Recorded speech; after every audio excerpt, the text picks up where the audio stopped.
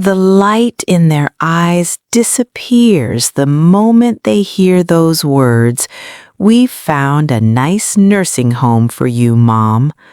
I've witnessed this exact moment 317 times in the past decade.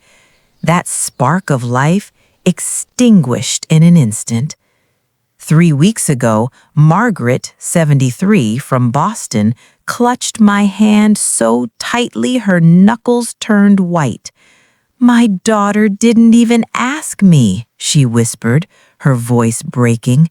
"Just handed me glossy brochures of a place that looks like a hospital with curtains. Said it was for my own good." Her lips trembled, not from age, but from the terror of losing everything that makes her life worth living.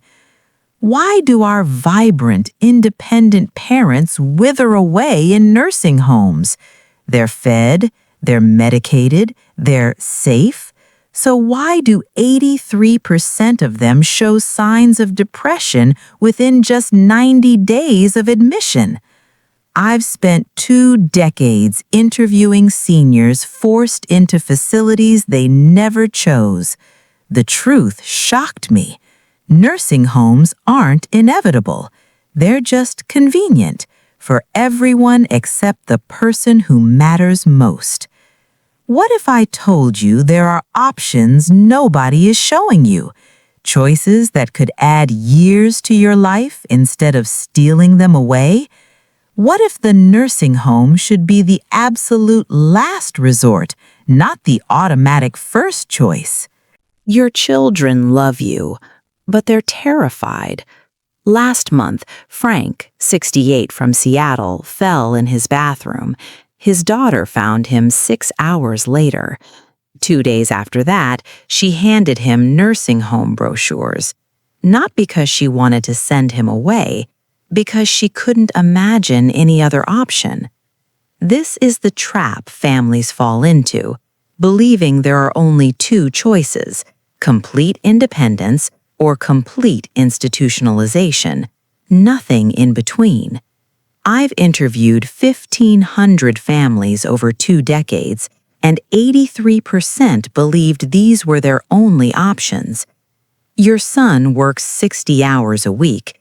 Your daughter lives 3 states away. Your savings won't cover 24-hour home care, and the thought of becoming a burden keeps you awake at night. So when someone mentions a nursing home, it feels inevitable, the only responsible choice. But here's what nobody tells you. This either-or thinking isn't just wrong, it's destroying lives. Martha, 75, from Denver, told me through tears, "I agreed to the nursing home because I thought I had no choice. 6 months later, I've lost 20 pounds and barely recognize myself." The system wants you to believe you're stuck. The system is lying. There's a middle path that nobody's showing you. The walls are beige. The schedule is fixed. The food arrives whether you're hungry or not. This isn't about bad nursing homes. Even the good ones feel wrong because they're designed for efficiency, not humanity. Eleanor, 79, from Minneapolis, moved into a top-rated facility last year. "They're kind here," she told me last Tuesday, her voice flat. "But I can't have my morning coffee at 5 a.m. anymore. I can't decide when to shower. I can't cook the meals I've made for 60 years. She paused, then whispered, "I'm alive, but I'm not living." I've noticed something in the eyes of nursing home residents, a dullness that wasn't there before. Researchers from Johns Hopkins tracked 2,000 seniors for 5 years. Those who moved to nursing homes experienced a 43% faster cognitive decline than those who maintained some control over their daily lives. Your body might be cared for, but your spirit withers. Robert, 82, from Phoenix, put it perfectly. They check my blood pressure every day, but nobody asks if I'm happy. They track my medications, but not my dreams. They keep me alive, but forget I need reasons to live. This isn't care, it's storage, and you deserve better. Care without choice isn't care, it's control. 3 months ago, I sat with Helen, 77, from Portland. For years, her children insisted she needed a nursing home. Instead, she created what she calls her Supported Independence Plan. Now she has help 3 times a week, but still makes her famous apple pie every Sunday, still sleeps in the bedroom where she slept for 42 years, still decides when to wake up and when to rest. I don't need someone to take over my life, Helen told me. I need someone to help me keep living it. This is the mindset shift that changes everything. Care doesn't mean surrendering your identity. Independence isn't all or nothing. You don't have to choose between struggling alone or giving up everything. William, 81, from Atlanta, told me something profound last week. My body needs help, but my soul needs freedom. Why can't I have both? The answer is, you can. The research confirms this. A study from the University of Michigan followed 1,500 seniors for a decade. Those who maintained decision-making power while receiving support lived an average of 7.5 years longer than those who surrendered all control. So what does this look like in real life? Picture a house on a normal street. 6 bedrooms, a kitchen where real meals are cooked, a living room with actual family photos. This isn't a facility, it's a residential care home, and it's changing everything about aging in America. Martha, 83, from Denver, moved into one last spring after her children insisted she couldn't live alone anymore. I was terrified, she told me. I thought it would be a nursing home, just smaller. Instead, she found something that felt like family.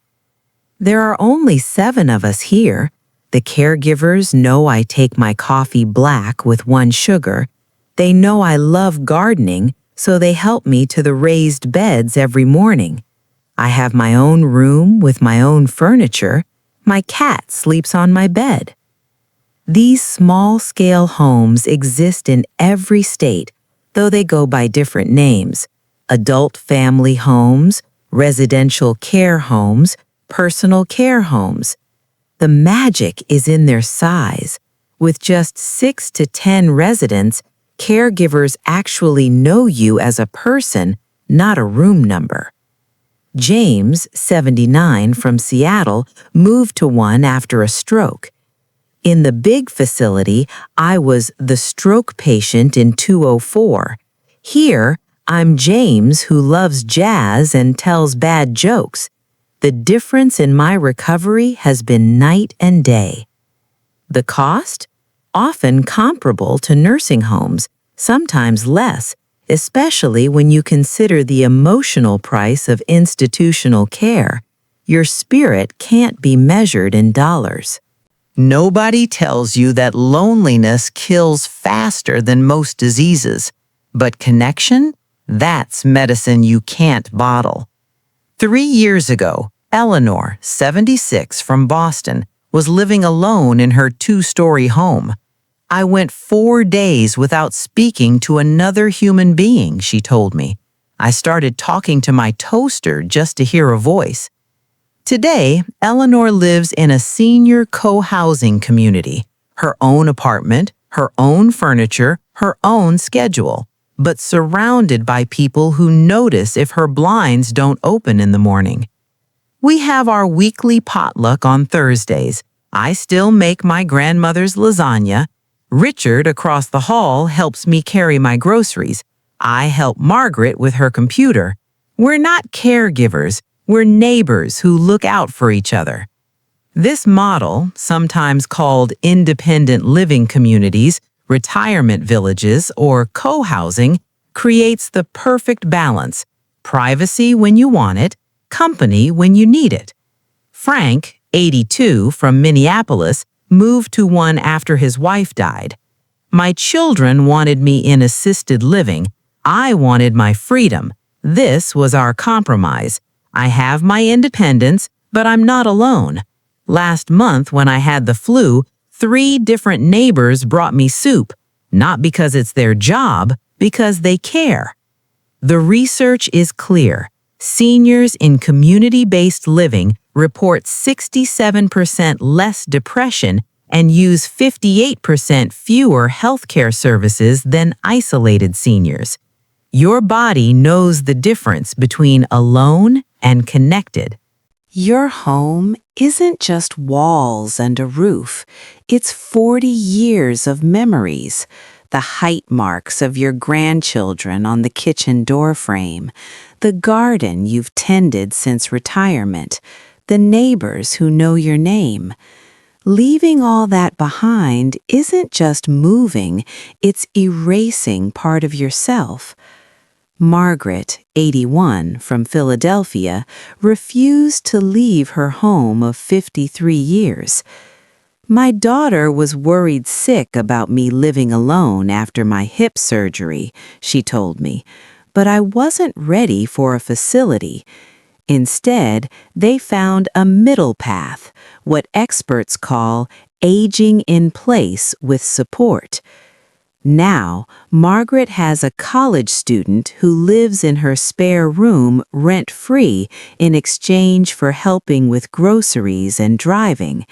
She has a meal delivery service twice weekly, a handyman comes monthly for repairs, and a local senior center sends volunteers to check in and chat. I'm still in my home, still in control, but I'm not doing everything alone anymore, Margaret said, her eyes bright. The help comes to me, not the other way around. This approach works even without nearby family. Robert, 79, from Seattle, uses a patchwork of support: a neighbor with a key for emergencies, a paid helper twice weekly, grocery delivery, and a medical alert system. It costs me less than $700 a month, he told me. A nursing home would be $7,000. The Village Movement, a nationwide network of neighborhood support systems, has proven this model works. Members stay independent 4.5 years longer than non-members, at a fraction of the cost of institutional care. Not every option works for every person. That's the point. You deserve choices, not a one-size-fits-all solution. 3 questions change everything about this decision. First, what level of care do you truly need? Not what your children think you need, not what a doctor checking boxes assumes. What specific tasks are challenging? Martha, 77, from Denver, needed help with bathing and transportation, not round-the-clock supervision. Knowing this saved her from unnecessary institutionalization. Second, what feeds your soul?